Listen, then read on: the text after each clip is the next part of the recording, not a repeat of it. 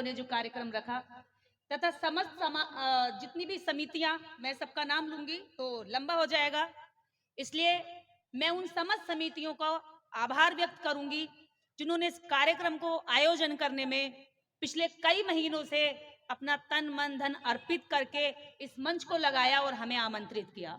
तो उन सभी के लिए मैं चाहती हूं आप लोग एक बार उन सब के लिए और अपने अपने लिए तालियां बजाइए। बाबा साहब डॉक्टर अंबेडकर की यह वह धरती है जहां उन्होंने धम्म की दीक्षा ली और आज पूरे भारत में नहीं पूरी दुनिया में अगर बाबा साहब डॉक्टर अंबेडकर के विचार को मजबूती से प्रचार प्रसार किया और उसको जीवित रखा तो इसमें महाराष्ट्र के लोगों का बहुत बड़ा योगदान है। इसलिए मैं उनका आभार व्यक्त करूंगी समस्त देशवासियों की तरफ से कि आपने उस विचार को जीवित रखा और यही कारण है कि आज वो हम पर मिला, वो डिलीवर हुआ आगे। तो इसलिए ये जो धरती है ये यूं ही हेडक्वार्टर के लिए नहीं चुनी गई है, इसीलिए चुनी गई है जहां जहां बहुजन महापुरुषों ने क्रांति का आगाज किया वहां वहां उन्होंने भ्रांति का शुरुआत कर दिया।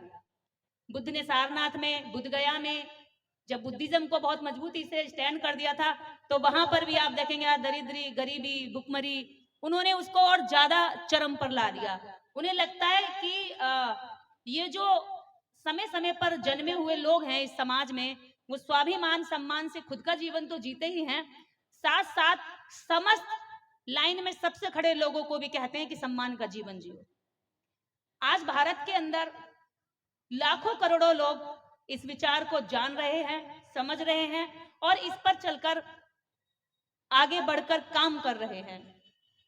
दो बातें यहां हैं, एक विचार वो है जो असमानता की बात करता है जिसमें नैतिकता कतई नहीं है, जो हिंसा के दम पर अपने धर्म को ऊंचा रखना चाहता है, जो स्त्रियों को पैर की जूती समझता है, और दूसरा विचार वो है जो सबको समानता की बात करता है, स्त्रियों को देवी नहीं मानता, उन्हें इंसान मानकर उनके अधिकार देता है और उन्हें सम्मान से जीने का हक देता है।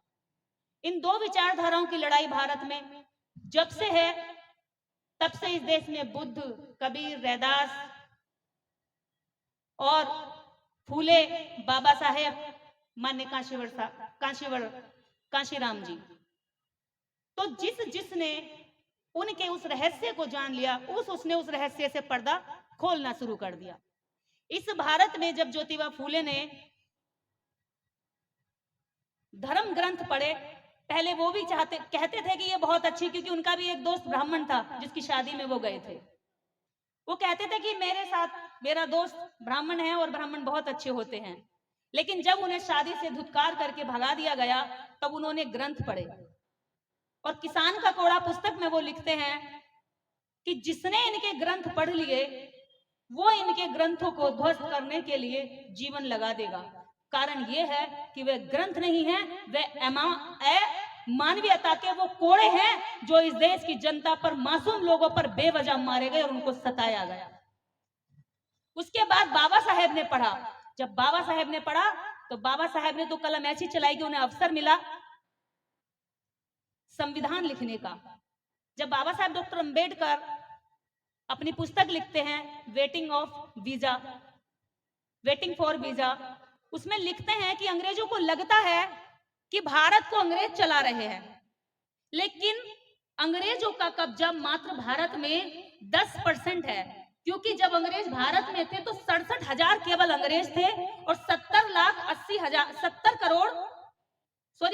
करोड़ 80 लाख कुछ हजार यहां भारतीयों की संख्या थी और इस संख्या में केवल 67,000 लोग थे जो शासन प्रशासन में थे। उसके बाद उन्होंने जो भर्तियां कर रखी थी उन सब पर कब्जा ब्राह्मण ने किया हुआ था, क्योंकि ब्राह्मण को पोथी पत्र पढ़ना आता था और पढ़े लिखे लोगों को ही वो प्रशासन में बिठाते थे। वहां भी हमारे साथ शोषण होता था। तब बाबा साहब डॉक्टर अंबेडकर ने कहा कि अंग्रेज भ्रम में जी रहे हैं कि भारत को वो चला रहे हैं। भारत का 90% शासन प्रशासन यह देश का ब्राह्मण चला रहा है। और आज जब इस देश में संविधान कानूनी तौर पर तो लागू है, लेकिन आज भी व्यवहारिक रूप से वो जाति की प्रैक्टिस करते हैं हर दिन। यही कारण है कि आज भी जब आप अंबेडकरवाद की ओर चलेंगे तो वो आपसे घृणा करने लगेंगे, वो आपसे और जलने लगेंगे और कहेंगे अरे तुम तो दलित जैसे दिखते ही नहीं हो, तुम तो अब शूद्र जैसे दिखते ही नहीं हो, क्योंकि अब तुम टाई सूट पहनकर जाते हो। उनकी इमेज ये है कि आप गंदे दिखें, रीढ़ की हड्डी झुकी हुई होनी चाहिए, क्योंकि अब डॉक्टर अंबेडकर को पढ़ने के बाद जो रीढ़ की हड्डियां झुकी हुई थी, जो टेढ़ी थी, अब वो सीधी पड़ गई है।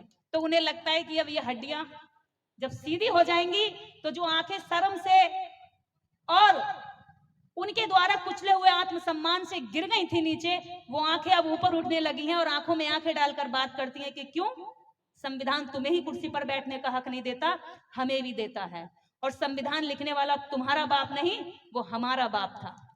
तो उनको लगता है कि इनको कैसे कंट्रोल करें। आज लाखों करोड़ों लोग अंबेडकरवाद की विचारधारा पर काम कर रहे हैं। मैं कहना चाहूंगी ये सारे अंबेडकरवादी केवल एक दिन की जयंती ना मनाएं।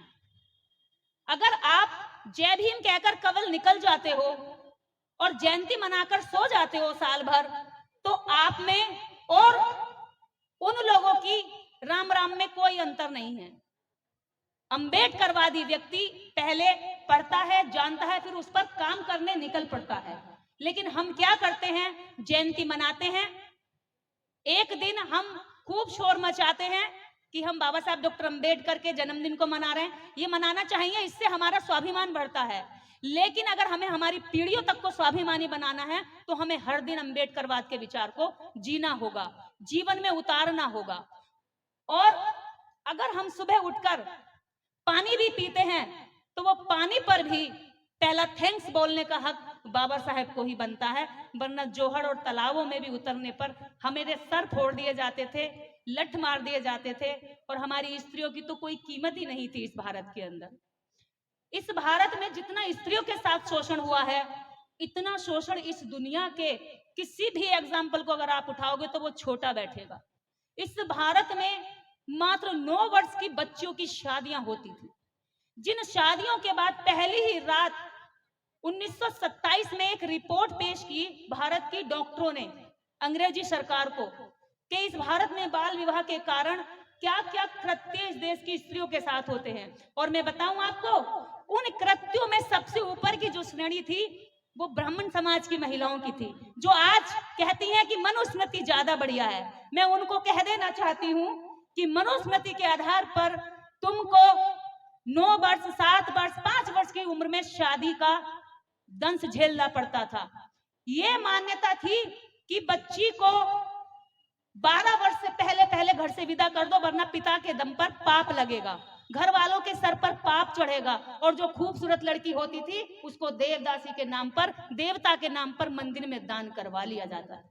आज स्वाभिमान से जीती हैं, आज सम्मान से जीती हैं, आज बराबरी के हक से बैठती हैं, आज आपको नौकरियों में जाने का अवसर है, समान वेतन का अवसर है, या फिर आपको प्रेगनेंसी के समय लीव का जो अधिकार है, ये समस्त अधिकार और समस्त अवसर आपको बाबा साहब डॉक्टर अंबेडकर का संविधान देता है। कोई 33 करोड़ देवी देवता में दम नहीं था जो आपका जीवन स्तर ऊंचा कर दे। आज समस्त भारत नहीं, पूरे विश्व भर में बाबा साहब डॉक्टर अंबेडकर की जयंती मनाई जा रही है। विश्व भर में अंबेडकरवादी लोग पहुंच चुके हैं केवल संविधान के दम पर, और संविधान से पहले 33 करोड़ का बाप, हम सबका बाप बाबा साहब डॉक्टर अंबेडकर गया था, या फिर अन्य जातियों के लोग गए थे।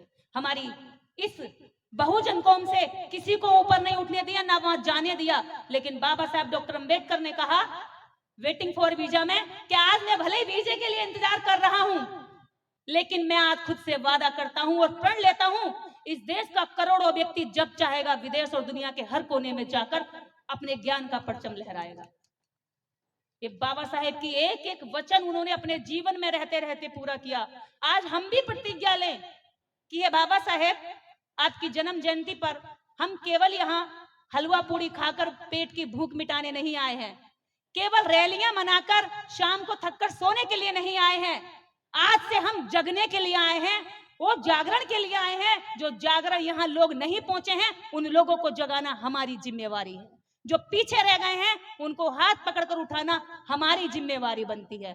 ऐसी प्रतिज्ञा लेकर हम लोग जाएं। दूसरा, मैं महिलाओं की एक बात और कहना चाहूंगी, अगर हमें अच्छा समाज बनाना है, इस देश के नागरिक को अच्छा बनाना है, तो हमें दो चीजें बहुत ध्यान रखनी पड़ेंगी। देश का प्रत्येक नागरिक मां की गोद से खेलकर बड़ा होता है, लेकिन मां के पास उस नागरिक को देने के लिए विचार ही कहां है? क्या विचार है उसके पास? केवल इतना, उसके पास बच्चे को प्यार देने के लिए केवल इतना है कि वो लड़के को ठूस ठूस कर इतना खिला दे कि जब तक उसकी शर्ट का बटन ना टूट जाए, बस इतना। उसके अलावा देश के प्रति, समाज के प्रति जिम्मेदारी, महिलाओं के प्रति सम्मान, मातृभूमि के प्रति समर्पण, ऐसा कोई विचार महिलाओं पे होता है क्या? क्योंकि उसे खुद उस परवरिश में नहीं दिया गया। जो खुद उस माहौल में नहीं पली, जो खुद उस अनुशासन में नहीं पली, वो अपने बच्चे को कैसा नागरिक बनाए? जिसके सामने रोज हिंदू मुस्लिम परोसा जाता हो तो वो तो यही कहेगी कि बेटा ये मुसलमान है, दाढ़ी वाला टोपी वाला, जो इससे बच के रहे, वो वही सिखाएगी। उसको कह दिया जाएगा कि बेटा, जब वो पुराने टाइम से, अपने जन्म से पत्थरों के आगे सर रख रख कर कहती रही कि हे पत्थर मेरा कल्याण कर देना, मेरा जीवन सुधार देना, तो उसको देखकर उसका बच्चा स्वतः ही पत्थर की ओर भागेगा और जीवित लोगों की कदर करना छोड़ दे। तो मुझे लगता है कि जितनी भी अम्बेडकरवादी महिलाएं होती हैं, इनके पास एक उत्तम विचार होता है अपने बच्चों को राष्ट्र का अच्छा नागरिक बनाने के लिए। इसलिए समस्त अम्बेडकरवादियों से अपील है कि वे महिलाओं को बिल्कुल छोटा ना आंके, उनको कमजोर ना समझे। उनके हाथ में आपका भविष्य और वर्तमान दोनों होता है। भविष्य वो जो आपका बच्चा है, और वर्तमान वो जो आप दिन भर मेहनत करके कमाते हो, जो पैसा लेकर आते हो, वो पैसा कहाँ देते हो? पुरुष जो पैसा कमाता है वो तिजोरी कहाँ होती है बताओ? घर होती है। महिला के हाथ में होता है उसका चाबी। आपका बच्चा यानी आपका फ्यूचर महिला के हाथ में, आपका वर्तमान कमाया हुआ पैसा वो महिला के हाथ में। और महिला किसकी गिरफ्त में है बताइए? महिला है मनुवाद की गिरफ्त में, जिसको यहां से हम खूब गरियाते हैं पानी पी पी करके। हमारा मिशन कहां जाकर फेल होता है? घर जाकर फेल हो जाता है। यहां हम बाबा साहेब को तस्वीर पर माल्यार्पण करते हैं और घर जाकर मतलब सरेंडर होना पड़ता है सूंड वाले के आगे। उस सूंड के आगे, जिस सूंड का यहाँ से विरोध करके जाते हैं, उस देवी के आगे जिसके 10-15 हाथ होते हैं। क्यों? क्योंकि हम घर में कलेश नहीं चाहते, इसलिए हम सरेंडर कर जाते हैं। तो उन्होंने जान लिया, जो बाबा साहेब से नफरत करने वाले लोग हैं, उन्हें पता था कि पुरुष को जितने चाहे मंच लगाने दो, पुरुष को जितने चाहे मेहनत करने दो, थक के पसीना करके चूर चूर होकर कहां जाएंगे? वापिस घर। और पैसा कहां ले जाएंगे? महिला के पास। इसलिए उसने महिला को कब्जे में किया, इतना कब्जे में कर दिया कि वो मनुवाद की सुरक्षा के लिए अपने घर से लड़ जाती है, पति से लड़ जाती है, बच्चे से लड़ जाती है। हमारा सगा भाई हमसे नफरत करने लगता है, हमारी सगी बहन हमसे पीछे छुड़ाने लगती है, केवल इसलिए कि उसे देवी देवताओं में घनी आस्था होती है। हमारी बात उसको चुभने लगेगी। अगर आप उसको समझाओगे तो कहेंगे अरे आगे ज्ञान देने, किनारे हो लेंगे। कारण उन्होंने आपके प्रति, आपके मिशन के प्रति, आपके महापुरुषों के प्रति जो निगेटिविटी उन्होंने डाली है धर्म के नाम पर, उसको आप अभी तक खत्म नहीं कर पाए। क्योंकि आपने पुरुषों के मंच लगाए, एक दूसरे का सम्मान किया, और महिलाओं को केवल इतना इस्तेमाल किया कि वो मालाएं लेकर आए, सुंदर सज धज कर आए, ग्लैमर के रूप में उनका यहाँ मंच पर प्रयोग किया जाए। मैं आज इस मंच से एक शर्मिंदगी और महसूस कर रही हूं। मैं यहाँ केवल 3 महिलाएं बैठी हैं। मंच अम्बेडकरवादी तभी सिद्ध होगा जब 20 पुरुषों में 10 महिलाएं बैठी होंगी, अन्यथा हम फर्जी अम्बेडकरवाद चला रहे हैं। अगर वास्तव में परिवर्तन चाहते हो तो परिवर्तन पर काम करना पड़ेगा, और अगर लीडरशिप पे काम करना चाहते हो तो खुलकर लीडरशिप करो। हम पूरा साथ देंगे, हम चाहते हैं कि अच्छे लीडर समाज में तैयार हों। अगर हम नेताओं को गाली देते हैं तो हमें खुद की भी जिम्मेदारी देखनी पड़ेगी कि हम कितने जिम्मेवार हैं। वो नेता यूं ही नहीं चले जाते। आज संसद और विधानसभाओं में आपके नेता गूंगे बनकर क्यों बैठते हैं? कारण यही है कि आप अपने अधिकारों के प्रति और अपने कर्तव्यों के प्रति ईमानदार नहीं हैं। कहीं ना कहीं बेईमानी हम भी करते हैं, कहीं ना कहीं धोखा हम भी अपनी जिम्मेदारियों के साथ कर रहे हैं। अगर हमें वास्तव में परिवर्तन चाहिए तो हमें 2 चीजों पर काम महत्वपूर्ण करना होगा। ज्योतिबा फूले ने जान लिया था कि मैं समाज में परिवर्तन करने में असफल रहूंगा, इसलिए उन्होंने सावित्रीबाई फूले को पढ़ाने में संघर्ष किया, फिर सावित्रीबाई फूले को समाज में पहुंचाया। बाबा साहब भी संविधान लिखने के बाद ये बात समझ गए थे कि संविधान लिखने के बाद भी समाज और राष्ट्र की अच्छी उन्नति होने में अभी भी बाधा आएगी, इसलिए उन्होंने अलग से हिंदू कोड बिल लिखा। मुझे लगता है कि अम्बेडकरवादी भी अपने महापुरुषों से सीख लेंगे, और आधी अधूरी नहीं, मतलब की इतनी नहीं कि जितनी उनके काम की इतनी ले ली और बाकी जो उनके मतलब की स्वार्थ की नहीं है वो छोड़ दी। ऐसे नहीं चलेगा भाई। अगर अपने पिता की संपत्ति हम लेते हैं तो उसका कर्जा भी हमें उतारना पड़ेगा। ये नहीं है संपत्ति हम रख लें और कर्जा कोई और उतारे, ऐसा नहीं चलेगा। इस समाज की महिलाओं के साथ साथ इस राष्ट्र की प्रत्येक महिला, अगर उसका कोई पूजनीय और माननीय और पठनीय कोई व्यक्तित्व भारत में है तो वो यहाँ का सावित्रीबाई फूले और बाबा साहब डॉक्टर अंबेडकर है, जो 33 करोड़ देवी देवताओं से आपको ताकत नहीं मिली, वो आपको 2 लोगों के पढ़ने के बाद इतनी ताकत मिलेगी, इतने पावरफुल हो जाओगे कि 33 करोड़ देवी देवता और उनके मानने वाले आपके सामने कांपेंगे। विचार में शक्ति होती है। पत्थरों से हमने बहुत सर पटके, या पत्थर सर में मारो या सर पत्थर में मारो, फूटना सर को ही है, पत्थर कभी नहीं फूटेगा। जिस दिन पत्थरों को छोड़कर हमारे हाथों में किताबें आएंगी, हमारे बहुजन महापुरुषों का संदेश हमारे जीवन में आएगा, सुबह से शाम तक जब हम उनको जिएंगे तो देखिएगा कि ये सत्ता भी आपकी होगी, आर्थिक बाजार भी आपका होगा और सामाजिक स्थिति भी आपकी सम्मान्य होगी। महिलाओं पर दोष जाता है कि बहन जी जागरूक नहीं होती है, इन पर दोष बन के हम हट जाते हैं, लेकिन वो ये दोष बनी हुई महिलाओं को ही कलश यात्रा में सड़कें भरवा देते हैं। जिन पे आप दोष मानते हो, इनको वो अपनी शोभा यात्राओं में सजा धजा करके अपनी भीड़ दिखा देते हैं। देखिए कितना महिमा मंडन हो रहा है हमारे इस देवता का, महिलाएं हमारी, लेकिन तारीफें उनको मिलती हैं, क्रेडिट वो लेते हैं, मेहनत हमारी महिलाएं करती हैं। इनकी वैल्यू को हम अगर समझ गए तो मुझे लगता है कि ये हमें अच्छे राष्ट्र के नेता भी तैयार करके देंगी और अंबेडकर भी तैयार करके देंगी और ज्योतिबा फूले भी तैयार करके देंगी, सावित्रीबाई फूले भी तैयार करके देंगी। क्या मैं आपसे ये उम्मीद कर सकती हूं? महिलाएं हाथ उठाकर बताएं, क्या आप डॉक्टर अंबेडकर तैयार करने के लिए हैं? क्या ये महिलाएं इस देश को अच्छे लीडर, अच्छे डॉक्टर, अच्छे इंजीनियर, अच्छे वकील, अच्छी फातिमा शेख और सावित्रीबाई फूले देने के लिए तैयार हैं? एक आवाज में जोर से बताइए, या तैयार हैं? देखिए, जब हम इनकी वैल्यू करेंगे तभी ये अपने अधिकारों की वैल्यू करके अपने कर्तव्यों का निर्वहन करेंगे।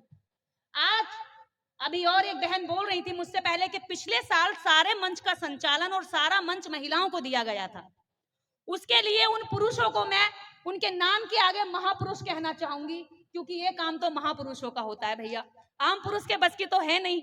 तो वो सारे महापुरुषों को यहाँ से सैल्यूट कि आपने ये कर्तव्य किया, क्योंकि 2011 में हमने शुरुआत की थी कार्यक्रम करने की महिलाओं की, तो हमने एक शर्त रखी थी, महिलाओं के बिना पुरुषों का प्रवेश वर्जित है।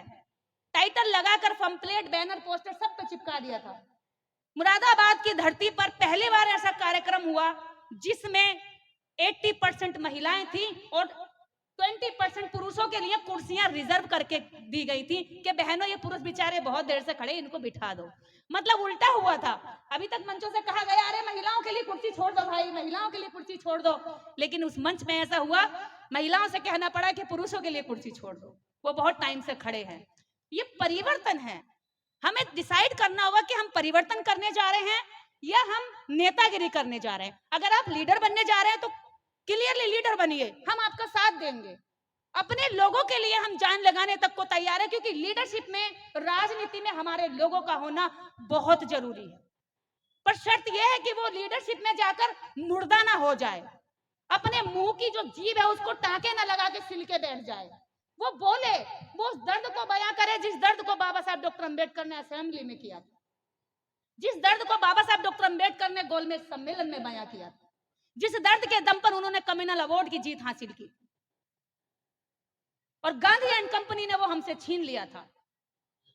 इस भारत में साल्ट टैक्स, नमक टैक्स पढ़ाया जाता है, लेकिन इस भारत में एक स्तन टैक्स भी लगता था। वो कभी पढ़ाया नहीं जाता। स्तन टैक्स मूला कर, त्रावणकोर के राजा ने मूला कर लगाया था, स्तन टैक्स। इस भारत में दो ही ब्राह्मण शासक रहे, एक तो मराठा का पेशवा बाजीराव, दूसरा त्रावणकोर का राजा।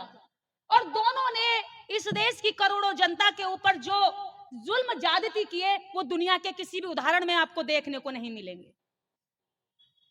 उन्होंने, त्रावणकोर के राजा ने कहा कि स्त्रियां, दलित स्त्रियां अगर कपड़े पूरे पहनेंगी, अपना बदन ऊपर का ढकेंगी, तो उन्हें टैक्स अदा करना पड़ेगा। जिन महिलाओं के पास खाने के लिए नहीं था वो टैक्स कहां से देते? उनके पुरुषों के बारे में सोचिए, हमारे दादा परदादा रहे होंगे, वो उनकी शर्म से आंखें कितनी झुकी होंगी कि जब सब समाज की महिलाएं तो बदन ढक के निकल रही होंगी और हमारे समाज की महिलाएं इस तन को खोल कर घूम रही होंगी। क्या उनकी हिम्मत पड़ती होगी बाहर निकलने की? और अगर निकल भी जाती होंगी तो क्या उनकी नजरें मेरे जैसी तनी हुई रहती होंगी? क्या आपके जैसा सीना चौड़ा करके चल पाती होंगी? नहीं। इसीलिए हमारे समाज की महिलाओं की कमर झुकी होती है, ऐसे चलती, शर्म से आंखें झुकी होती हैं, क्योंकि हमारे इतिहास में कहीं ना कहीं ये हुआ होता है। टैक्स लगाया, लेकिन माता नंगेली ने उस टैक्स को हटाने के लिए अपने स्तन काट कर टैक्स अधिकारी के आगे रख दिए थे। इस मुर्दा समाज को जगाने के लिए नंगेली को कुर्बानी देनी पड़ी। ऐसा क्यों होता है कि हमारे समाज को जगाने के लिए मासूम लोगों को अपनी हत्याएं करनी पड़ती हैं?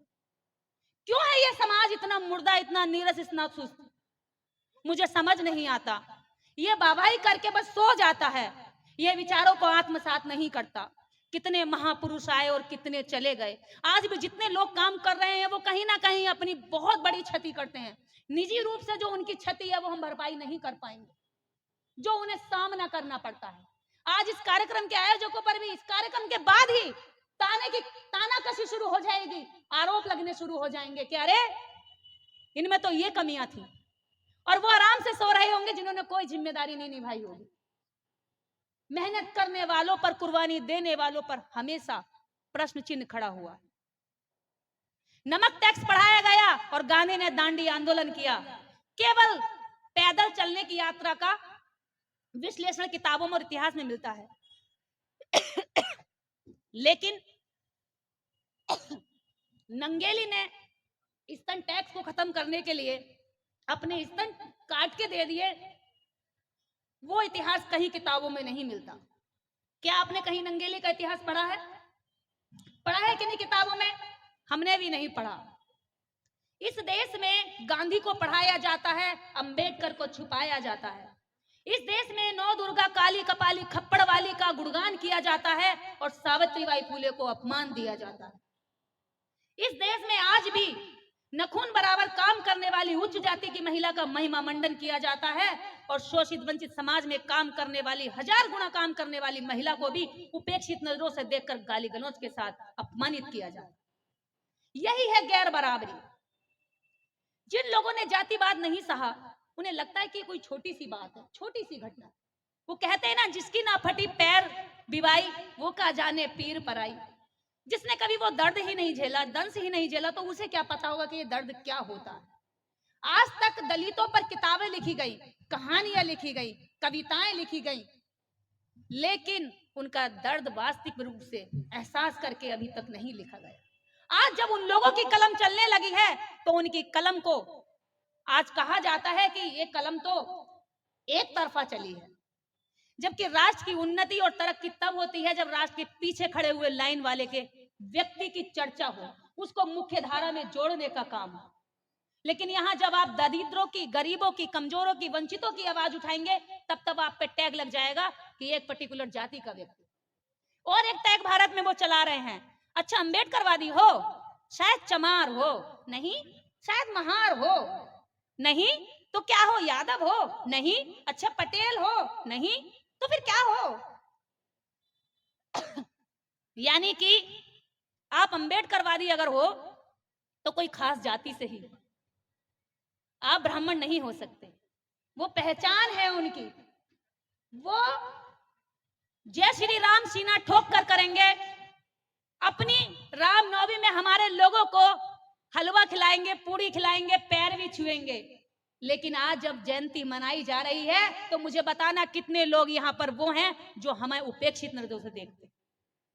आज हम अकेले पड़ गए, हम अकेले हो गए और हमारे लोग उनके पंडालों में जाकर के भीड़ बढ़ाते हैं केवल उनकी हलवा पूरी खाने के लिए।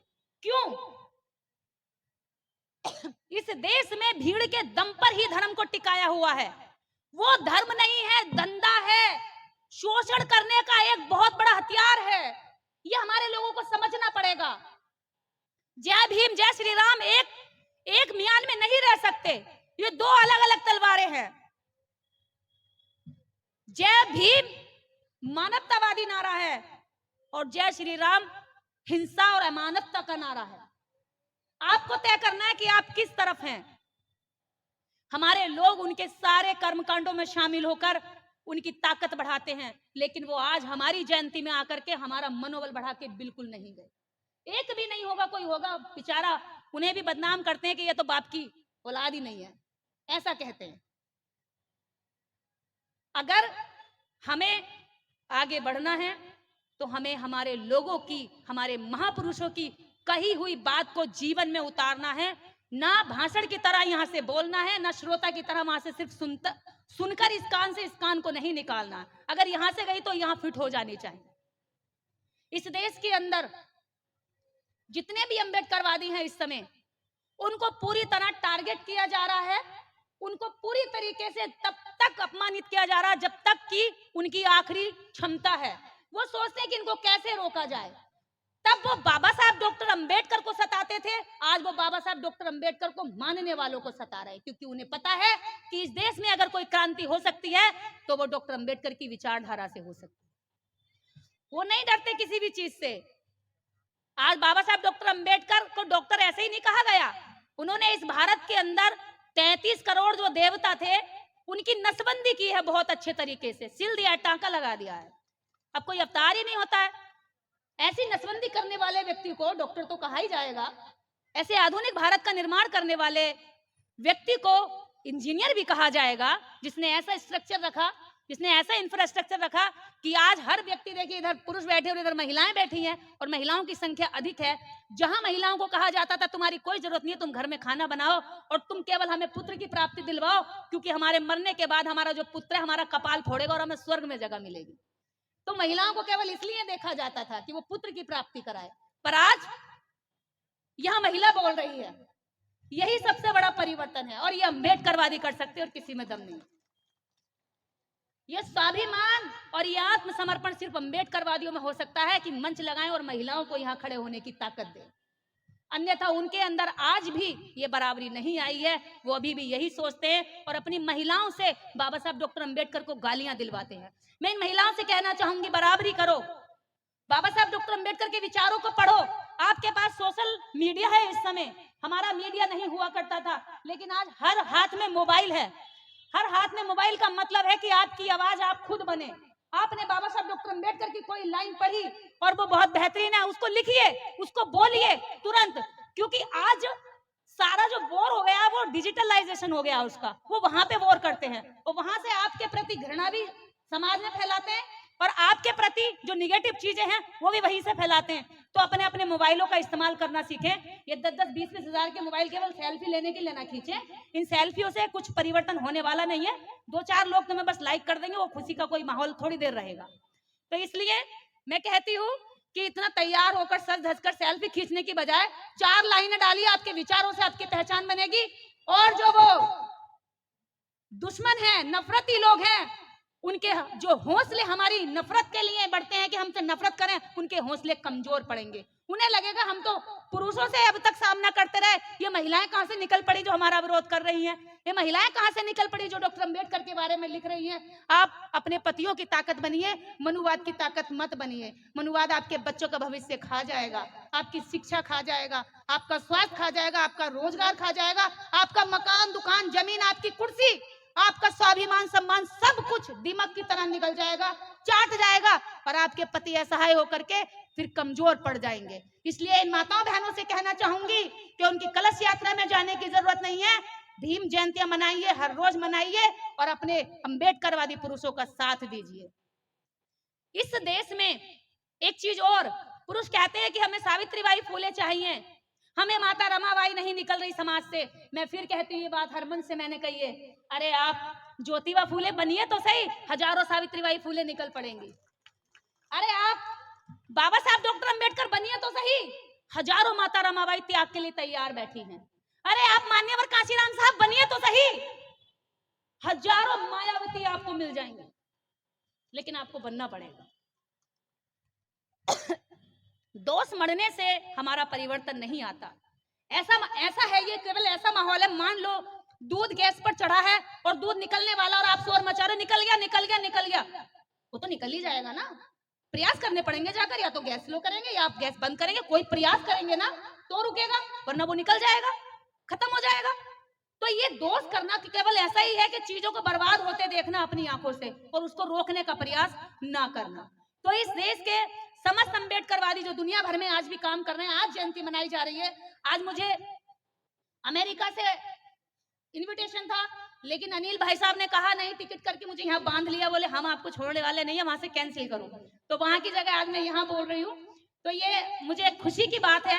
शायद वहां इतने लोग, इतनी महिलाएं ना होती जितनी मुझे यहाँ मिली हैं। तो मेरा तो सीना तभी चौड़ा होने लगता है जब पुरुषों के बराबर महिलाएं बैठती हैं, और यही हमारे समाज का परिवर्तन होगा। इन्हीं से अंबेडकरवाद विचारधारा आगे चलने लगेगी। इनकी गोदी में हमारे बच्चे हैं, तो भाई इन्हें थोड़ा सा इज्जत देना शुरू कर दो, वरना ये आपके बच्चों को क्या क्या बना देंगे, आपको भी होश नहीं पड़ेगा। इस समाज में आज जितने शराबियों की संख्या बढ़ी है, वो शराबी यूं ही पैदा नहीं होते एक दिन में। इस समाज में जो जितने हिंसात्मक लोगों की संख्या बढ़ी है, वो यूं ही पैदा नहीं होते एक दिन में, उन्हें बचपन से ट्रेनिंग मिलती है। क्योंकि माँ कहती है जब लड़की गलती करती है तो दो थप्पड़ पड़ते हैं, लेकिन जब लड़का गलती करता है तो पीछे कर लेती है, पल्लू से ढक लेती है, नहीं नहीं कुछ नहीं कुछ नहीं, उसकी गलती का जिम्मा भी अपने सर पे ले लेती है। वो यूं ही तैयार नहीं होते हैं, वो उसके फर्जी लाड़ से तैयार होते हैं, क्योंकि वो उसे अनुशासन नहीं सिखाती, उसे ये नहीं सिखाती कि तुझे केवल अपनी बहन की इज्जत नहीं करनी है, बाहर भी हर स्त्री की इज्जत करनी है। वो केवल अपनी बेटी के प्रति इज्जत करना सिखाती है। इसलिए समाज में रेप की घटनाएं बढ़ती हैं। रेपिस्ट कोई दूसरे प्लेनेट से उतरकर यहाँ नहीं आते रेप करके और भाग गए, वो यही तो हम तैयार करते हैं, हम ही तैयार करते हैं, अपने बच्चों में से हमारे होते हैं वो लोग। तो ये जितना भी अंबेडकरवाद आज फैल रहा है, इससे कुरीतियां भी खत्म हो रही हैं, और इससे जो समाज में महिलाओं के प्रति हिंसात्मक सोच थी, बुरी सोच थी, वो सोच भी परिवर्तित हो रही है। तो ये मेरे लिए बड़ा गर्व का विषय है कि गोंदिया के लोगों ने यहाँ आने वाली पीढ़ी को जो पालती हैं, जो कोई तनख्वाह नहीं लेती, कोई सैलरी नहीं लेती, सुबह काम करती हैं, रात को काम करती हैं, और फिर एक डायलॉग भी उन्हें सुनने मिल जाता है कभी कभी, तारीफ के शब्द सुनने का इंतजार करती है। तो रात को क्या देते हैं हम लोग, अरे तुम करती क्या हो सारा दिन, काम ही क्या है तुम्हें। और जब कहते हैं कि महिलाएं बड़ी कमजोर होती हैं, लेकिन मैं कहती हूँ एक महिला एक बच्चे को लेकर पूरा दिन यहाँ कंधे पर रखकर पूरा दिन बच्चे को खिला सकती है, लेकिन वही बच्चे एक पुरुष को दे दो, वो 3 घंटे नहीं संभाल सकता है। क्या ऐसा? पुरुष कहेगा लो भाई पकड़ो, तुम ही संभाल सकती हो, वो उसको रोते भी, वो उसके लात मारेगा, मुंह नोचेगा, बाल खींचेगा, वो फिर भी पूरा दिन संभाल लेगी। लेकिन एक पुरुष 3 घंटे भी बच्चे को नहीं संभाल पाएगा। फिर कहते हैं कि हमारे बाजू में ताकत ज्यादा है, तुम्हारे ज्यादा या इनके ज्यादा है, जो पूरा दिन संभाल लेती हैं। तो ये बाजुओं से भी मजबूत हैं, ये दिमाग से भी मजबूत हैं, ये विचार से भी मजबूत हैं। इनको मजबूत करोगे तो समाज मजबूत होगा, और समाज मजबूत होगा तो आपकी उन्नति होगी। आपका अंबेडकरवाद जो विचार पीछे रह गया है, वो विचार भी आगे बढ़ेगा। अपने महापुरुषों की आधी अधूरी बातों को ना माने, उनकी बातों को पूरा माने, दूसरों को दोष देने की बजाय अपनी जिम्मेदारियों पर काम करें। जब 2010-11 में हमें लगा कि विचारधारा बहुत जरूरी है, और जब हमें मिली उसी दिन से प्रतिज्ञा ले ली कि जीवन में चाहे कुछ मिले ना मिले, चाहे कितनी गालियां मिले, कितना अपमान मिले, चाहे जो भी दुख मिले, लेकिन बाबा साहब डॉक्टर अंबेडकर की विचारधारा को मरने नहीं देना है। क्योंकि विचार का अगर प्रचार प्रसार नहीं होगा तो विचार भी मर जाता है। इसलिए बाबा साहब डॉक्टर अंबेडकर के जो लोग हैं वो मैसेंजर तैयार करें। हमारे समाज में नेताओं की बहुत भरमार है, इतने नेता हैं, बहुत नेता, लेकिन हमारे पास मैसेंजर्स कार्यकर्ताओं की बहुत ज्यादा कमी है। उनके यहाँ जो पोथी पत्रा पढ़ना जानता है वो पुरोहित बन जाता है, वो थोड़ा सा जो और पढ़ लेता है वो जगह जगह ज्योतिष बन जाता है, जो बिल्कुल किसी काम का नहीं होता, घर में औरतों के प्रति गलत नजर रखता है, भाभीियों को छेड़ता, मोहल्ले की औरतों को छेड़ता है, तो उसे भगवा पहना करके रास्ते में छोड़ देते हैं, जा राम का नाम ले, भीख मांग, खा और आराम से राम नाम का प्रचार कर। तो उनके यहाँ तो हर श्रेणी का गिरे से गिरे आदमी का भी वो इज्जत कमा लेते हैं हमारे लोगों से, और यहाँ विद्वान से विद्वान व्यक्ति को इज्जत नहीं मिलती। उन्होंने कहा, मोहन भागवत जी ने कहा कि पंडित कोई जाति नहीं होती, और ये जातियां जो बनाई हैं पंडितों ने बनाई हैं। तो क्या अगर पंडित कोई जाति नहीं होती तो आपने आज तक कभी डॉक्टर अंबेडकर को पंडित कहा? क्या एपीजे अब्दुल कलाम के नाम के आगे कभी पंडित लगाया? क्या फातिमा शेख के नाम के आगे कभी पंडित लगाया? क्या लगाया बताइए? अगर आज तक लगाया हो, सावित्रीबाई फूले के नाम के आगे पंडित लगाया हो तो बताइए। चलिए, मैंने सारे धर्म शास्त्र पढ़ रखे हैं, सारे वेद पढ़ रखे हैं, और मैं उनकी समीक्षा करती हूँ, खूब गाली खाती हूँ। मैंने सारे वेदों का पठन पाठन कर लिया। क्या अब मैं पंडित निर्देश हो गई?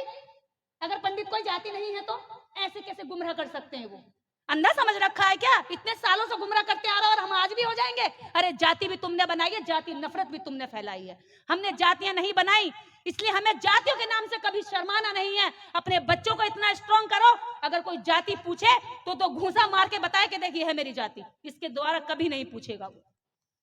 वो जाति के नाम से सताते हैं, और जब जातियों पर उनकी बात नहीं बनती तो कहते हैं हम साफ सफाई का बहुत ध्यान रखते हैं। अरे जब तुम्हारे बाप दादा मैली धैली लंगोट पहन के घूमते थे तब हमारा बाप डॉक्टर अंबेडकर टाई और कोट सूट में घूमता था, जिसको तुम पानी भी नहीं देते थे। बात करते हैं साफ सफाई की, तो बात साफ सफाई की नहीं है दोस्तों, बात है जातीय घृणा की। वो समय समय पर अपने शब्दों से हमें लूटते हैं, समय समय पर हमारे साथ वो शोषण करते हैं। जब एक चीज से आज देख रहे हैं कि वो भगवान का डर लोगों के दिमाग से निकल रहा है, देवी देवताओं का डर लोगों के दिमाग से बिल्कुल धुलाई की तरह होता चला जा रहा है, क्योंकि अम्बेडकरवाद आ रहा, तो ब्राह्मणवाद दिमाग से बाहर हो रहा है। जब ब्राह्मणवाद बाहर हो रहा है तो पता है किस चीज से डरेंगे वो आपको? अब कहेंगे, पहले कहते थे तुम्हें तो नरक मिलेगा, बहुत बुरा काम कर, पाप पड़ेगा, मैं तुम्हें श्राप देता हूं, मैं तुम्हें श्राप देता हूं, तुम हमारी निंदा कर रहे हो और घोर अपमान होगा तुम्हारा, तुम नरक में जाओगे और पकोड़े की तरफ तले जाओगे। तो हमने कहा ठीक है भाई, नरक में हमारा प्लॉट बुक करा दो, हम नरक में जाएंगे, तुम तो आराम से रहो ना, पकोड़े तलवा देना हमारे, खाना तुम हमारे पकोड़े बनवा करके। इन्हें लगा कि अरे नरक का डर निकल गया इनके दिमाग से, तो इन्होंने सोचा अब नरक का और भगवान का डर निकल गया है, अब थाने का डर दिखाते हैं। पता है, अब जब आप अपनी बात रखेंगे तो भागकर कहां जाएंगे? अपने बाप की लिखी मनुस्मृति के मंत्रों पे नहीं जाते, हमारे बाप के लिखे हुए संविधान के थाने और कोर्ट कचहरी में जाते। यानी उन्हें न्याय भी उससे चाहिए जिससे नफरत करते हैं, और अन्याय उन्हें उससे करना जो उनके बाप ने लिखी। हम गर्व से कह सकते हैं कि संविधान हमारे बाप ने लिखा, क्या वो गर्व से कह सकते हैं कि मनुस्मृति उनके बाप ने लिखी?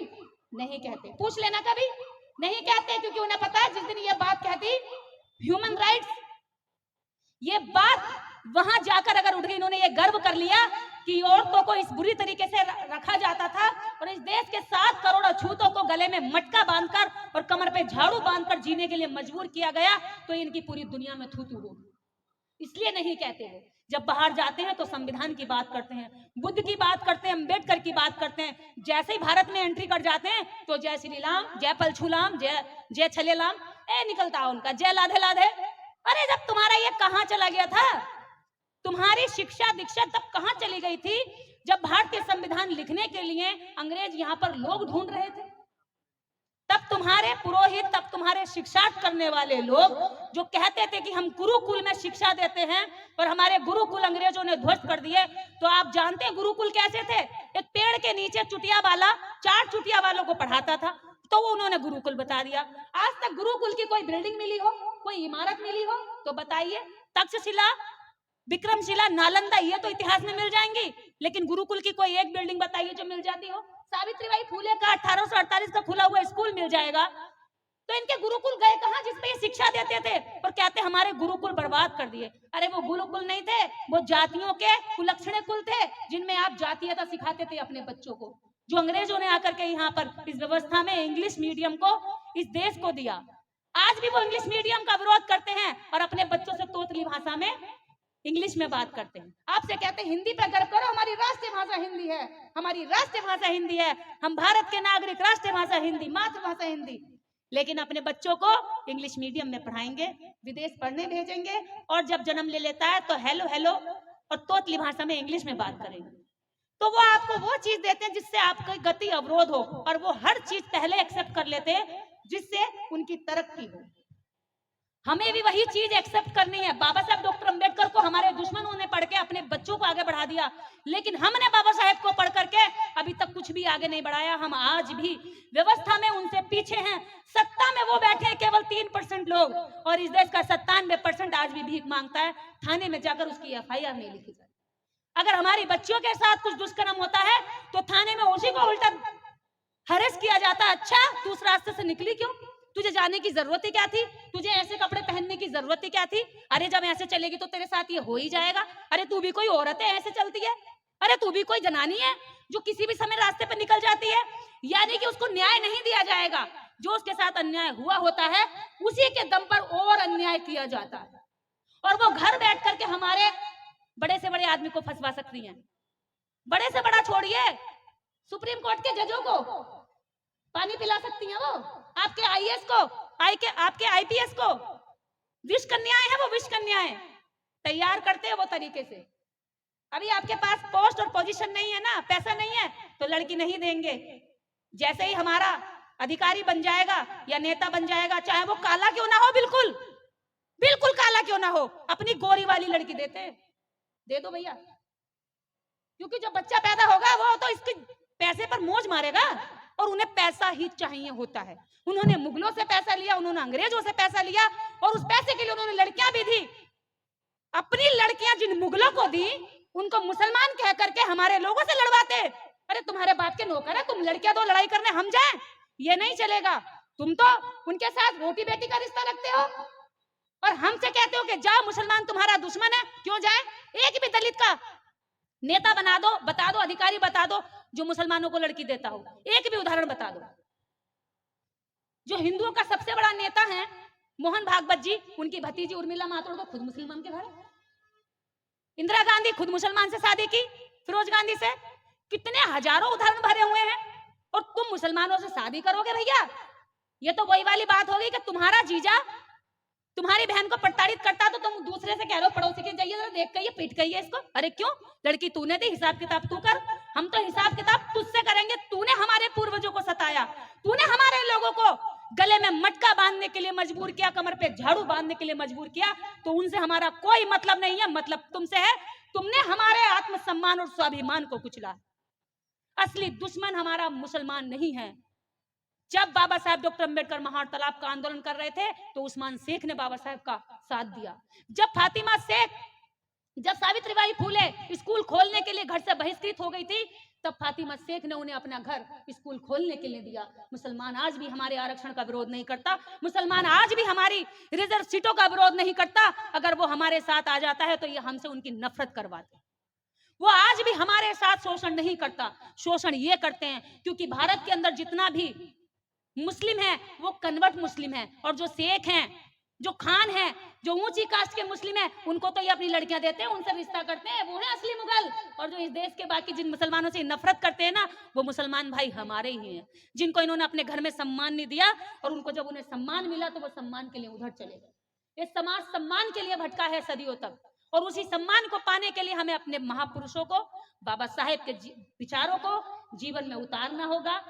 तो मेरी बहनों और इधर भाइयों, हम केवल बाबा साहेब डॉक्टर अंबेडकर या महापुरुष केवल एक पार्ट को पढ़ के जीवन में न उतारें, दूसरा पार्ट जो उन्होंने महिलाओं के लिए बनाया है हम उस पर भी काम करें। और आज आप लोगों ने, गोंदिया के लोगों ने ये करके दिखाया है। बस मंच पे भी और 5 महिलाओं को अभी बिठा लो, हो सकता है गलती होगी, सुधारने में ज्यादा देर नहीं लगती है, कुर्सियां भी हैं, तो वो हमें बराबरी होनी चाहिए। हम कोशिश तो करें, आप कोशिश तो करिए, वो अपने आप ही चलने लगेगी। आपके यहाँ से संदेश जाएगा, लाखों लोग करेंगे, तो ये बहुत अच्छी बात है कि आप लोग उन बातों को मान रहे जो बाबा साहब ने कही।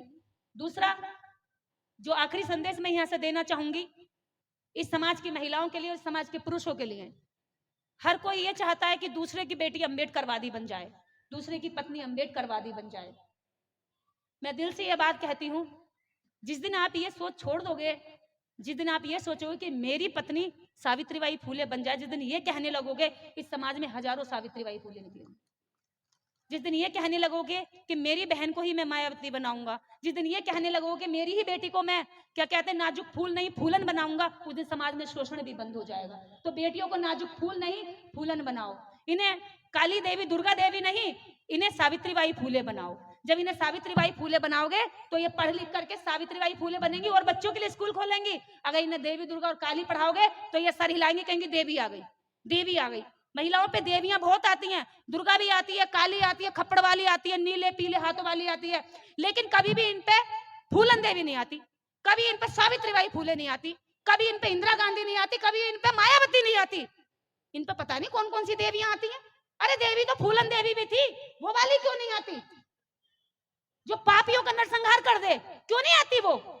अरे जब तक उनमें उनको जो जिसकी पूजा करते हो वो शेर पे बैठी हुई दिखाई गई है ना, शेर की सवारी, और जो उसकी पूजा करती है वो चूहे को देख कर कूद जाती है, चुईया। अरे इतनी कमजोर। लेकिन अगर सावित्रीबाई फूले को पढ़ोगी तो चुईया से नहीं डरोगी, वो तो नकली बनाई है। अगर सावित्रीबाई फूले और फूलन देवी को पढ़ लिया तो शेर को भी काबू करने की हिम्मत आ जाएगी। तो इनको देवी दुर्गा की जरूरत नहीं है।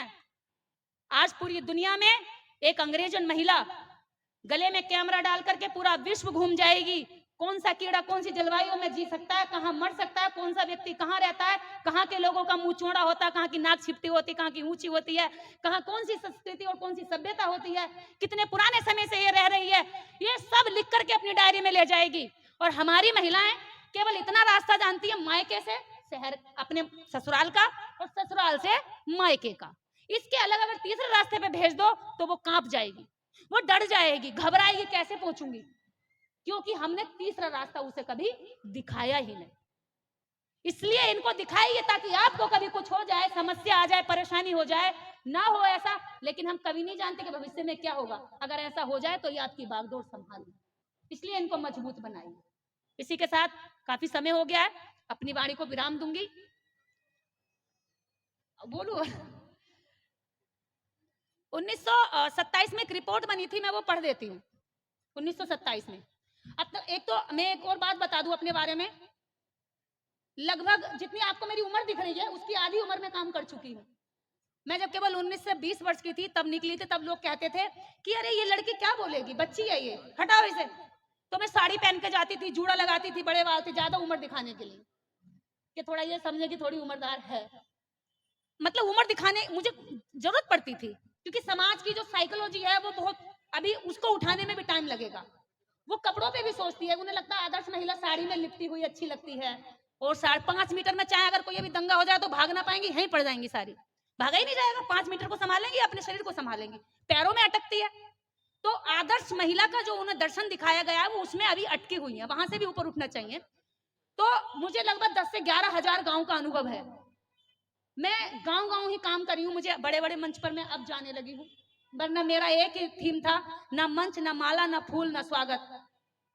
जहां भी जाओ नीचे टाट बिछा लो, पल्ली बिछा लो, खाट बिछा लो और विचार पहुंचाओ, बस विचार पहुंचाओ। और इसी दीवानगी के साथ इतने वर्षों भर मैंने काम किया, 12-13 वर्ष हो गए।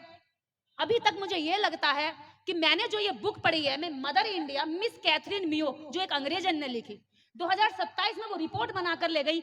मैं इसको इसलिए बोल रही हूँ क्योंकि इसे ऐसा बोलने की कोई और हिम्मत नहीं करेगा। अभी भी जब मैं उस पर एपिसोड बनाई तो लोग अभी भी कह रहे हैं कि आप ऐसे शब्दों को अपने मुंह से कैसे बोल सकती है, कहां से लाती है ये हिम्मत। उस रिपोर्ट की मैं 5-6 लाइनें बताती। जब इस देश में 9 वर्ष की बच्चियों का विवाह होता था तो पहली रिपोर्ट में डॉक्टरों ने लिखा अंग्रेज सरकार को कि 5 वर्ष की बच्ची का विवाह हुआ और पहली ही रात, उसका जो पति था वो 55 वर्ष का था, पहली ही रात बच्ची की जांघ की हड्डी उतर गई। और दूसरा केस, 9 वर्ष की बच्ची जिसको उसके पति लगभग 40 वर्ष का था, शादी की गई और 3 दिन बाद उसके प्राइवेट पार्ट में कीड़े पड़ चुके थे, हम सर्जरी भी नहीं कर पाए। ये मैं डॉक्टरों की रिपोर्ट बता रही हूँ, एक शब्द ना मैंने जोड़ा है, घट सकता है इसमें से, जुड़ा हुआ कुछ नहीं है।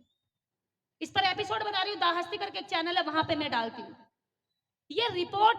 उसके बाद वो कहती हैं कि एक बच्ची का सर फट गया था कुएं में गिरने से, उसकी माँ रोती बिलखती हमारे अस्पताल में लेकर आई उपचार के लिए। जब हम उसका उपचार कर रहे थे तो वो निरीह एक मासूम मूर्ति पड़ी हुई रो रही थी कि मेरी बच्ची को बचा लो। उसके सर से बहुत खून बह चुका था। इतने ही उसका पति आ जाता है और अपनी पत्नी को कहता है कि तू मुझे छोड़ के चली आई, तू अपने पति का जो दायित्व निभाना था तो वो नहीं निभा रही और तू यहाँ चली आई। तो डॉक्टर ने कहा कि तुम्हें दिख नहीं रहा, तुम्हारी बच्ची मरने की कगार पर है और तुम इसको खचेड़े जा रहे हो। उसने कहा कि नहीं, ये इसका कर्तव्य बनता है कि ये मेरी सेवा करे और ये मैं इसे इसी अधिकार से लेने आया हूं। और उस बच्ची की माँ रोती हुई ये कहने लगी, मालिक साहब बच्ची है, दया करो, ये मर जाएगी, मैं इसे छोड़ के नहीं जा सकती। उसने कहा कि नहीं, ये मेरा हुक्म है, तुझे आना है तो आजा, और अगर तू आज नहीं आई तो कभी मेरे घर में मत आना। डॉक्टर ने कहा कि क्या तुम इसकी बात मानोगी?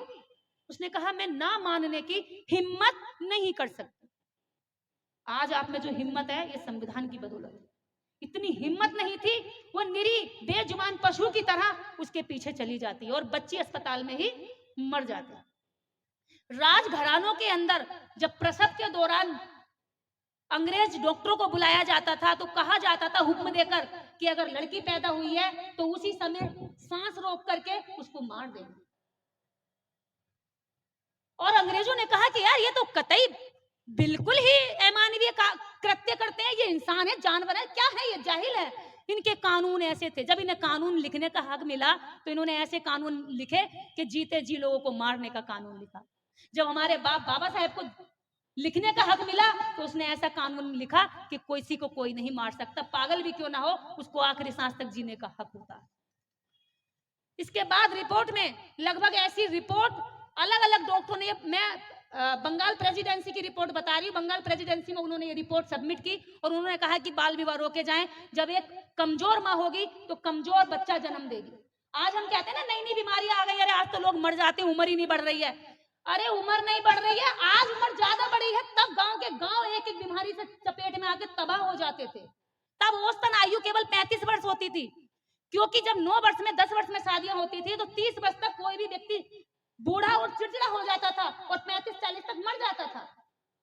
आज कहते हैं ना इतनी बीमारियां हो रही हैं, ये बीमारियां हो नहीं रही हैं, इन बीमारियों की जांच होकर के हमें पता चल रहा है कि कैंसर होता क्या है।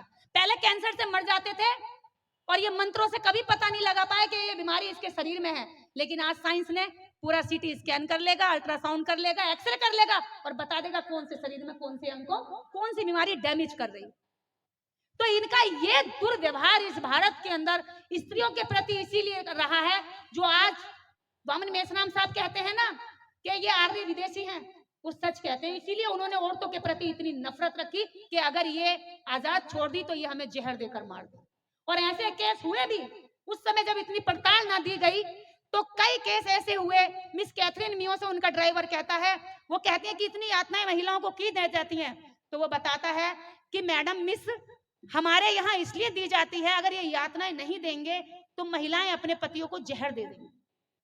और वास्तव में किसी व्यक्ति के आप आत्मसम्मान और शरीर को इतना कुचलोगे तो हो सकता है 90% लोग उसको कुचलने की इजाजत दे दे, मेरे जैसा तो उठ के नहीं सहेगा। हो सकता है मेरे जैसी भी पागल रही होंगी, उस समय परिवर्तन चाहती होंगी। जब नंगेली अपने शरीर का अंग काट करके उस व्यवस्था को ध्वस्त करने के लिए मरने को तैयार होती है, तो हो सकता है ऐसी भी महिलाएं रही होंगी। तो उन्होंने इसलिए यातनाएं दी ताकि इस देश की जो महिलाएं हैं, जो मूल निवासी हैं, हमें इनसे सिर्फ पुत्र की प्राप्ति चाहिए और बाकी ये मरें चाहे कुछ भी हो। और कह दिया कि आपके मरने के बाद आपका बेटा ही आपको मुख अग्नि देगा, वो आपका कपाल फोड़ेगा, आपको स्वर्ग मिलेगा, जो स्वर्ग किसी ने नहीं देखा। अरे मरा हुआ लौट के आ नहीं सकता और जिंदा व्यक्ति जाके बता नहीं सकता, तो तुमने रिसर्च कैसे करी कि ऊपर कोई स्वर्ग है और नर्क है? और ऊपर स्वर्ग है और नर्क है तो जाओ, मैं तुम सारे पाखंडियों को आज श्राप देती हूं कि तुम जब वहां जाओ तो तुम्हें बाबा साहब मिले और तुम्हारे पिछवाड़े पे इतने कोड़े बजाएं जो सदियों का हिसाब है वो चुकाना पड़े तुमको। और मैं तो कहती हूं मुझे नर्क में भेजना, और नर्क में इन लोगों को भी भेजना जिसने हमारे लोगों को सताया, और तब मैं इनके नर्क में जाके पकोड़े तलूंगी और सबसे खतरनाक वाली चुड़ैल बनूंगी। तैयार हूं मैं नर्क में जाने के लिए, मेरा प्लॉट पहले काटिए। अगर तुम्हारी कल्पनाओं में कहीं नर्क है तो उस नर्क को जाने के लिए मैं तैयार हूं, लेकिन मैं जीते जी इस समाज को, इस देश को नर्क बनते हुए नहीं देख सकती। उनमें और हम में यही अंतर है। वो मरने के बाद स्वर्ग पाना चाहते हैं जो है नहीं, और अम्बेडकरवादियों में यही अंतर है, वो जीते जी लोगों को स्वर्ग देना चाहते हैं जो सामने आंखों से दिखता है। तो आप बताइए, क्या उस स्वर्ग के चक्कर में आप ये जीवन खराब करेंगे, या फिर उस स्वर्ग को छोड़ करके आज का भविष्य, शिक्षा, स्वास्थ्य और रोजगार की लड़ाई लड़ेंगे? क्या चाहिए आपको? स्वर्ग चाहिए? कितने लोगों को स्वर्ग चाहिए? हाथ उठाओ। नहीं चाहिए? किसी को भी नहीं चाहिए? तो सारे नर्कवासी बैठे हैं यहाँ, तो एक नर्क लोग तो यहीं बन गया। लो भाई, हम सब नर्क लोक के वासी हैं, कोई यहाँ स्वर्ग जाना नहीं चाहता, देख लो। और कितने लोग इस दुनिया को, इस भारत को यही जीते जी स्वर्ग बनाना चाहते हैं? वो हाथ उठाओ, लंबे करके हाथ उठाओ। स्वर्ग जैसी कोई कल्पना है नहीं, उन पाखंडियों ने बनाई है। लेकिन अगर तुम कहते हो स्वर्ग सुंदर है, वहां अप्सराएं नाचती हैं, वहां परियां होती हैं, वहां बड़ी अच्छी मदिरा होती है जो धीरे धीरे सुरूर चढ़ता है जिसका, जहां पर क्या कहते हैं, इधर और इधर पैर दबाने के लिए दासियां होती हैं, विष्णु का पैर दबाती है ना लक्ष्मी देवी, ऐसे करके पैर दबाती हैं। तो आज वो स्वर्ग इसी धरती पर हो गया है। जब काम करके महिला थक कर आती है, तो आज अम्बेडकरवादी पुरुष ये नहीं कहता कि जा मेरे लिए चाय बना कर ला, वो कहता तुम थक गई होगी, लाओ थोड़ा सा सर, मैं भी तुम्हारा दबा दूं, तुम मेरा इतने दिन से दबा दी। तो ये है वास्तविक स्वर्ग। उसके चक्कर में मत पड़ो, वो ना है, ना किसी ने देखा है, यही स्वर्ग है। और अगर अप्सराएं हैं, तो इस समाज में वो लोग अप्सरा हैं जो इस देश में अम्बेडकरवाद का काम आगे ले जा रहे हैं। वही इस देश के असली स्वर्गवासी हैं, जो लोगों ने इस देश के जीते जागते निरंकुश शासकों के सामने नजरें मिलाकर के कहा है कि हम अत्याचार और अन्याय नहीं होने देंगे, मरने के लिए तैयार हैं, लेकिन शोषण नहीं सहेंगे। तो ऐसे ही लोग, ये सारी अप्सराएं हैं, मैं तो इन्हीं को अप्सरा कहूंगी। मुझे नहीं पता वहां अप्सराएं होती हैं नहीं होती हैं, लेकिन यहां मैं अप्सराएं जीते जागते देख रही हूं। दूसरी बात, मेरे जैसी लड़कियों को वो चंडाली, राक्षसी, दैत्य, सुपणखा, मेरे नाम है ये, मुझे बोलते हैं। आ गई सुपणखा फिर बकवास करने, आ गई दैत्य चंडाली फिर हमारे देवताओं को कोसने।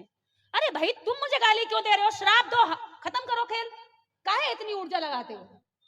जब वो 33 करोड़ का मैं कह रही हूँ, तो मेरा उनसे सामने का टकराव है, तुम कौन हो बीच में आने वाले? तुम ठेकेदार हो? पहले तो तुम ये तय कर लो, तुम्हारा भगवान ज्यादा शक्तिशाली है या तुम शक्तिशाली हो। अगर तुम्हारा भगवान शक्तिशाली है, तो तुम दो टांग के लोगों को कोई ज्यादा मेहनत करने की जरूरत नहीं है, जिसने हजारों लाखों टांग बना दी। और अगर तुम ये मानने को तैयार हो कि वो शक्तिशाली नहीं है, तुम शक्तिशाली हो, तो फिर तुमसे बात करते हैं सीधे सीधे। लेकिन वो किसी भी सवाल का जवाब नहीं देते, पैर पटकते, गाली देके भाग जाते।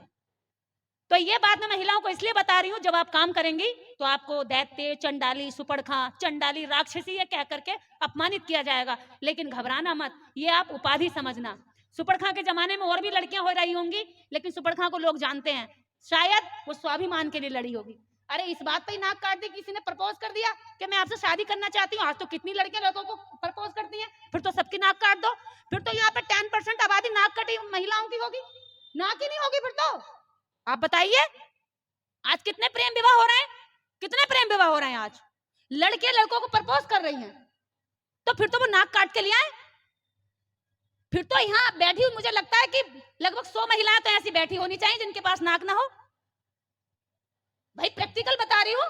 लेकिन उस महिला का नाम आज भी लिया जाता है। वो इसलिए नाक नहीं काटी होगी, शायद वो स्वाभिमान के लिए लड़ी होगी। होलिका को इसलिए नहीं जलाया होगा, ये कहानी झूठी है कि वो अपने भतीजे को लेकर बैठी थी। जब होलिका जल गई तो भतीजा कैसे नहीं जला? और अगर ऐसी सच्चाई थी तो आज सारे विष्णु के, ब्रह्मा के सारे भक्त आग में लेकर बैठ जाए, मुझे लेकर बैठ जाए, जलने को तैयार है उनमें दम, या फर्जी कहानियां बनाते हैं? ये अकेला धर्म ऐसा जिसने कोई कुर्बानी नहीं की। भाई सिख धर्म ने भी, गुरु नानक जी ने कुर्बानी दी तो धर्म बना, ईसा मसीह ने कुर्बानी दी तो वो धर्म बना, मुस्लिमों में भी कुर्बानी दी गई तो वो धर्म बना। लेकिन हिंदू धर्म ऐसा जिसने कोई कुर्बानी नहीं दी। वो कुर्बानियों की कहानियां बना देता है, प्रचारित कर लेता है, सरकने लगती है, लोगों में चली जाती है और वही कहानी बन जाती है। अपने नाखून से एक आदमी को हिरण्यकश्यप ने फाड़ दिया, लोगों ने मान लिया। एक महिला अपने भतीजे को, छोटे मासूम बेचारे कच्चे नच्चे बच्चे को लेकर अग्नि में बैठ के उसे जलाना चाहती थी, इसलिए वो जल गई और वो बच्चा रह गया। अब हम उनसे कहते हैं तुम प्रैक्टिकल करके दिखाओ, तो भाग जाते। अब उनसे कहते हैं हमारे नाखून तेज हो गए, जरा आओ, जरा हिरण्यकश्यप की तरह चेक करें एक बार, तो भाग जाते। यानी कहानियां बना दी और चल पड़ी। भैया तुम्हारा ये जन्मजात आरक्षण है, भाषण वाला आरक्षण है, तुम जन्मजात कुछ भी बोल दो, अंधे होगे, लूले लंगड़े होगे, तब भी तुम्हारे भाषण चल जाएंगे। हमारा तो विद्वान व्यक्ति के लिए भी हमें संघर्ष करना पड़ता है। ये हमारा जाति का दंश। तुम अंधे होकर भी कथा कहते हो, मरे मुलायम काशी राम, जोर से बोलो जय श्री राम। अभी एक भद्राचार्य बाबा है, अपनी कथा में ये भाषण दे रहा है, अंधा है, ज्ञान के आंखों के जो चक्षु है ना, उनकी तो रोशनी चली गई है, प्रकृति ने छीन ली है, लेकिन खोपड़ी में जो जातिवाद की रोशनी है ना, वो खूब चकाचौंध मार रही है। इसलिए वो इन महापुरुषों के साथ साथ एट प्रेजेंट जो नेता है, उनके मरने की कामना करके नारा बुलवाता जय श्री राम। और उस भीड़ में कौन लोग होते हैं? हमारे लोग। दुख वहां होता है। लोग कहते हैं तुम्हें डर नहीं लगता? नहीं, उनकी गोली से डर नहीं लगता, ना उनकी जेल से डर लगता है। डर लगता है तो अपने समाज की अज्ञानता से लगता है, इसकी नासमझी से लगता है। जो ये उनकी बात को मानता और अपने लोगों की बात को बहुत देर बाद मानता, जब वो मर चुका होता है। मैं भी जानती हूँ, मेरे मरने के बाद भी मेरी मूर्तियों पर हो सकता है मालाएं चढ़ी जाएंगी, लेकिन जीते जी केवल 2% मेरा असर होगा। इस समाज का स्वभाव ऐसा हो गया, क्या करूं? जितने महापुरुष पड़े हैं, उनकी बचपन की जवानी की तस्वीरें नहीं है हमारे पास, बुढ़ापे की तस्वीरें हैं, क्योंकि समाज ने उनको जाना ही तब जब वो बूढ़े हो गए करते करते। पेरियार की तस्वीर बुढ़ापे की है, बाबा साहेब की तस्वीर भी उस उम्र की है, 56 में, उससे कुछ 10 साल पहले की होगी। ज्योतिबा फूले की भी बुढ़ापे की, यानी कि पकी हुई उम्र की। जितने भी महापुरुष हैं, सबकी मूर्तियां हमारे पास, तस्वीरें बुढ़ापे की हैं, क्योंकि हम उनकी जवानी में जो संघर्ष कर रहे होते हैं ऊर्जा के साथ, उस समय उनकी बात को हम दम देते ही नहीं। अरे कोई बात ना, अच्छा है, कानों को बड़ा मजा आया सुन के, बहुत बढ़िया, यहां तक सीमित होता।